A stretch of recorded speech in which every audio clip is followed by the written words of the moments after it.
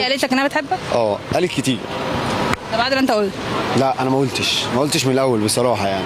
هي لما حسيت بقى ان هي فعلا كلامها مظبوط وكلامها صادق رحت قايل خلاص تمام ماشي مفيش مشكله، ولو ناويه انا ما عنديش مشكله. يعني انت شايف انها هي المفروض تقول لك تعالى تقدمني مثلا؟